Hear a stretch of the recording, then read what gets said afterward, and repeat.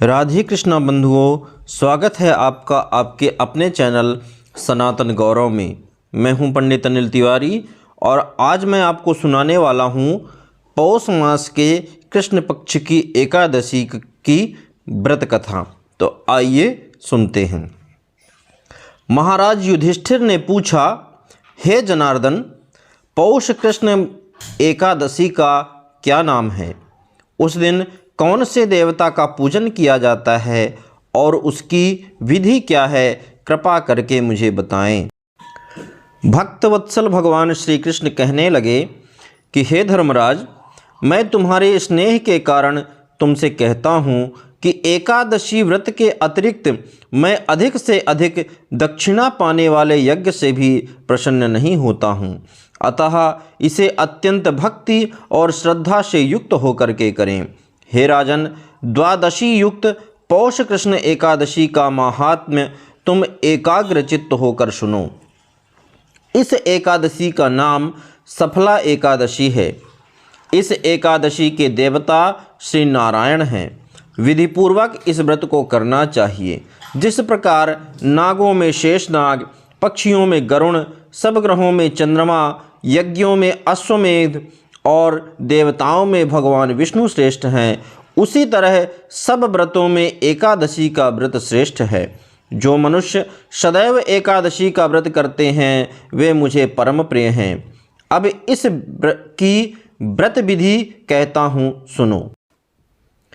मेरी पूजा के लिए ऋतु के अनुकूल फल, नारियल, नैवेद्य आदि 16 वस्तुओं का संग्रह करें और इन सामग्रियों से मेरी पूजा करने के बाद रात्रि जागरण करें।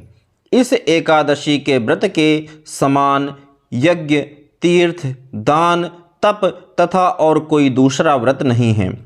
5000 वर्ष तप करने से जो फल मिलता है उससे भी अधिक फल इस सफला एकादशी का व्रत करने से मिलता है।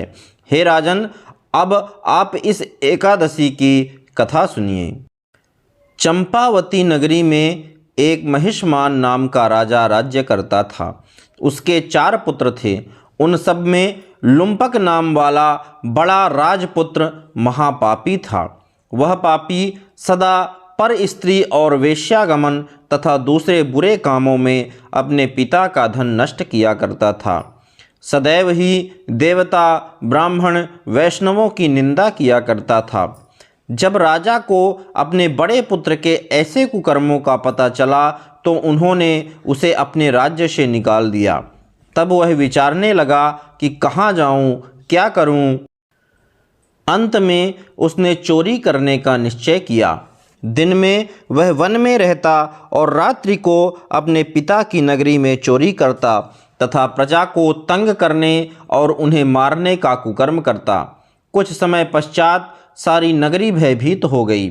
वह वन में रह कर के पशु आदि को मारकर खाने लगा। नागरिक और राज्य के कर्मचारी उसे पकड़ लेते किंतु राजा के भय से छोड़ देते। वन में एक अति प्राचीन विशाल पीपल का वृक्ष था। लोग उसकी भगवान के समान पूजा करते थे। उसी वृक्ष के नीचे वह महापापी लुम्पक रहा करता था।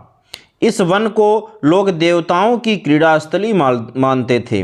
कुछ समय पश्चात पौष मास के कृष्ण पक्ष की दशमी के दिन वह वस्त्रहीन होने के कारण शीत के चलते सारी रात्रि सो नहीं सका और उसके हाथ पैर अकड़ गए। सूर्योदय होते होते वह मूर्छित हो गया। दूसरे दिन एकादशी को मध्याह्न के समय सूर्य की गर्मी पाकर उसकी मूर्छा दूर हुई। गिरता पड़ता वह भोजन की तलाश में निकला। पशुओं को मारने में वह समर्थ नहीं था, अतः पेड़ों के नीचे गिरे हुए फल उठाकर वापस उसी पीपल वृक्ष के नीचे आ गया।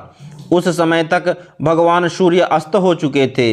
वृक्ष के नीचे फल रखकर कहने लगा कि हे भगवान, अब आपके ही अर्पण है ये फल, आप ही तृप्त हो जाइए। उस रात्रि को दुख के कारण रात्रि को उसको नींद भी नहीं आई। उसके इस उपवास और जागरण से भगवान अत्यंत प्रसन्न हो गए और उसके सारे पाप नष्ट हो गए। दूसरे दिन प्रातः एक अति सुंदर घोड़ा अनेक सुंदर वस्तुओं से सजा हुआ उसके सामने आकर के खड़ा हो गया। उसी समय आकाशवाणी हुई कि हे राजपुत्र, श्री नारायण की कृपा से तेरे सारे पाप नष्ट हो गए। अब तू अपने पिता के पास वापस जाकर के राज्य प्राप्त कर। ऐसी वाणी सुनकर वह अत्यंत प्रसन्न हुआ और दिव्य वस्त्र धारण करके भगवान आपकी जय हो कह करके अपने पिता के पास गया। उसके पिता ने प्रसन्न होकर उसे समस्त राज्य का भार सौंप दिया और खुद वन का रास्ता ले लिया। अब लुम्पक शास्त्र के अनुसार राज्य करने लगा। उसके स्त्री पुत्र आदि सारा कुटुंब भगवान नारायण का परम भक्त हो गया। वृद्ध होने पर वह भी अपने पुत्र को राज्य का भार सौंपकर वन में तपस्या करने चला गया और अंत समय में वैकुंठ को प्राप्त हुआ। अतः जो मनुष्य इस परम पवित्र सफला एकादशी का व्रत करता है उसे अंत में मुक्ति मिलती है। जो नहीं करते हैं वे पूंछ और सींगों से रहित पशुओं के समान हैं। इस सफला एकादशी के महात्म्य को पढ़ने अथवा श्रवण करने से मनुष्य को अश्वमेध यज्ञ का फल मिलता है। तो बंधुओं, आपको यह कहानी कैसी लगी कृपया कमेंट बॉक्स में कमेंट करके ज़रूर बताएं। और यदि आपको कहानी पसंद आई है तो लाइक करें और ज़्यादा से ज़्यादा शेयर करें। और यदि आपने अभी तक चैनल को सब्सक्राइब नहीं किया है तो सब्सक्राइब करना मत भूलिएगा। बहुत बहुत धन्यवाद। जय श्री कृष्ण।